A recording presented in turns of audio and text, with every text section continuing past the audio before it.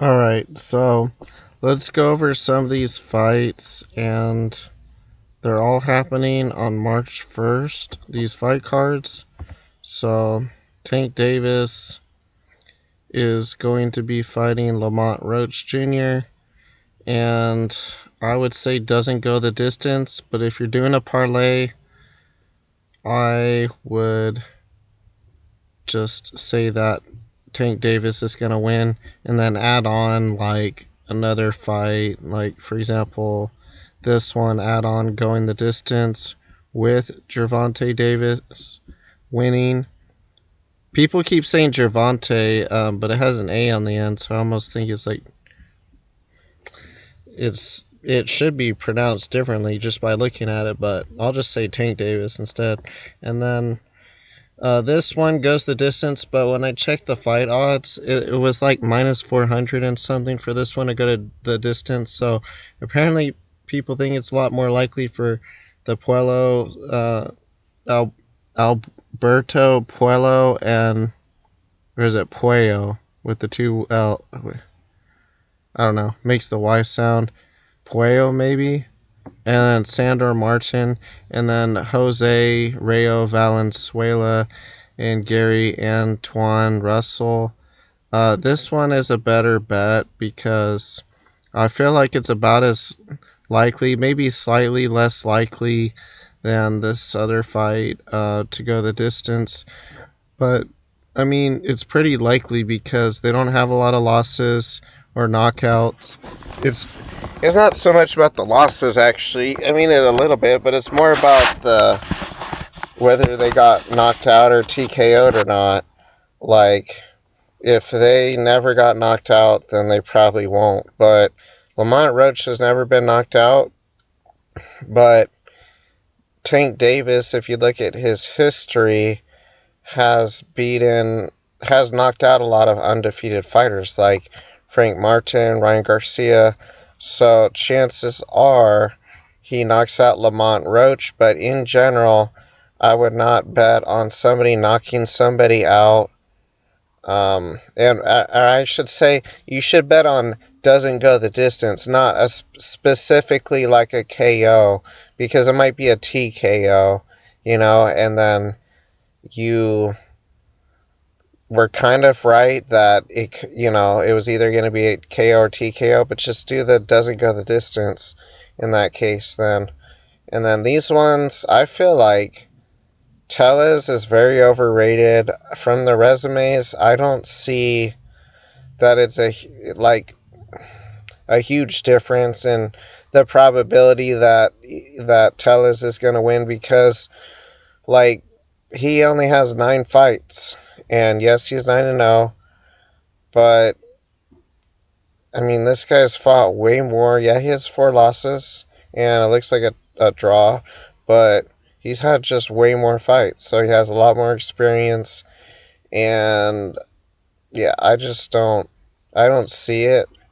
I was trying to look at who they beat, and I was thinking the records is like similar to what Julian Williams has faced. And in general, in betting, I'd go with the person that has more experience, even if they have maybe a little bit more losses, because chances are if Tellez had 34 fights, pro fights, he would have had losses.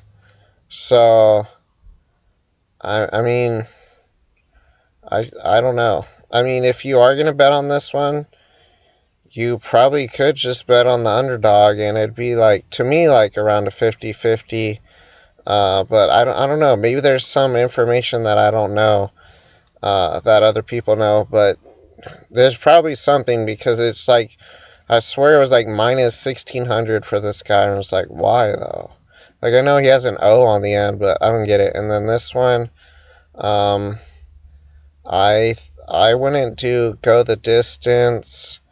Um, and it seems like a 50-50 fight, and it's like you can't do go the distance because if you do, like, they've been knocked out, I believe, or TKO'd a few times, so you don't want to generally bet on go the distance when somebody's been knocked out.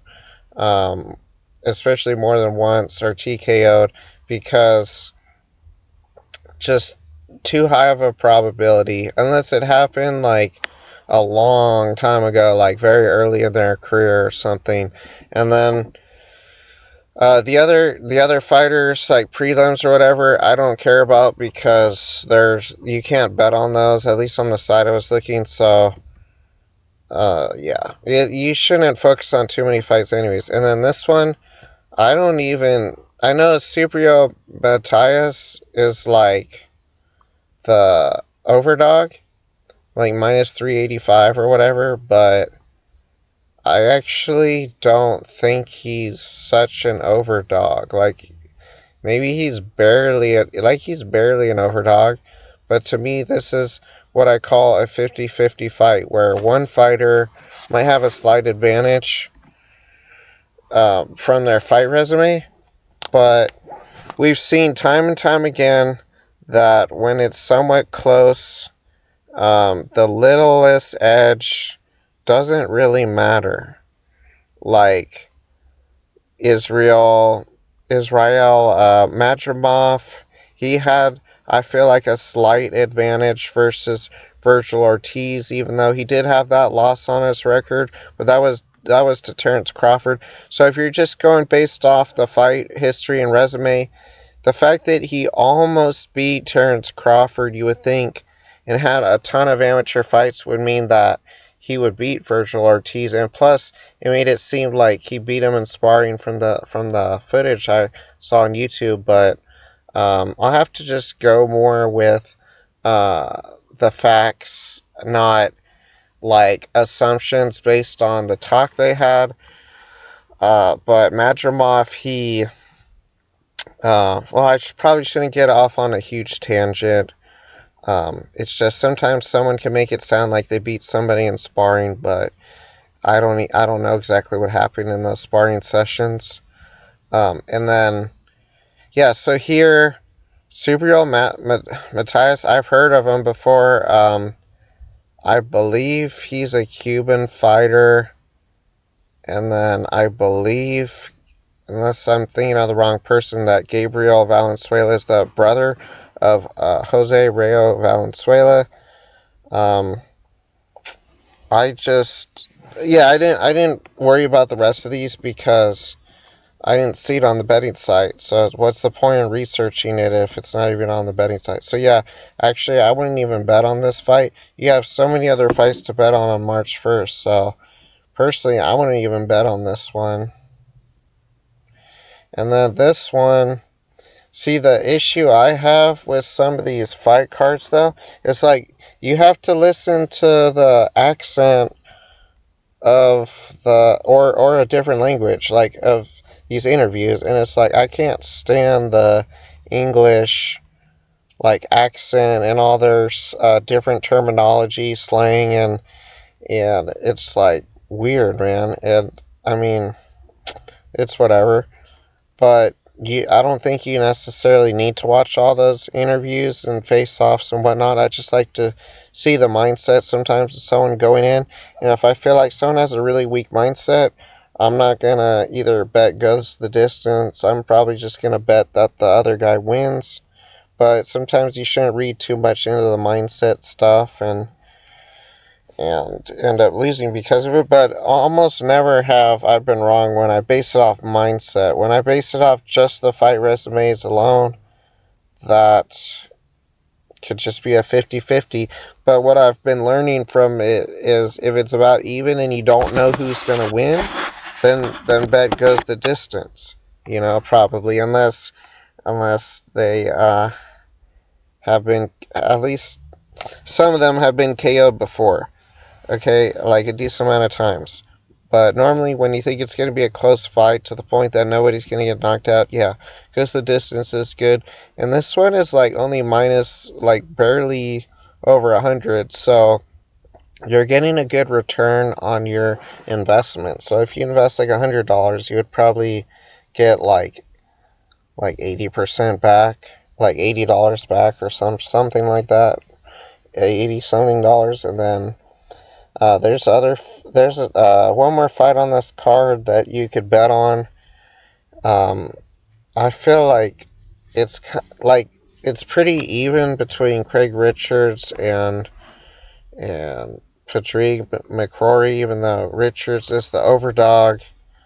I believe the Crocker and Donovan are about even, and yeah, so when it's pretty close, I would just say goes the distance. Now in the UFC, I would almost never select goes the distance unless both fighters uh, don't strike like at all, and all they do is grapple and wrestle. And I mean, well, even then, actually, you could get a choke or like a submission. So it's just like, yeah, the UFC in general, or even a boxing, I wouldn't assume that somebody's gonna get like knocked out. It's a lot easier to bet on just nobody finishing somebody.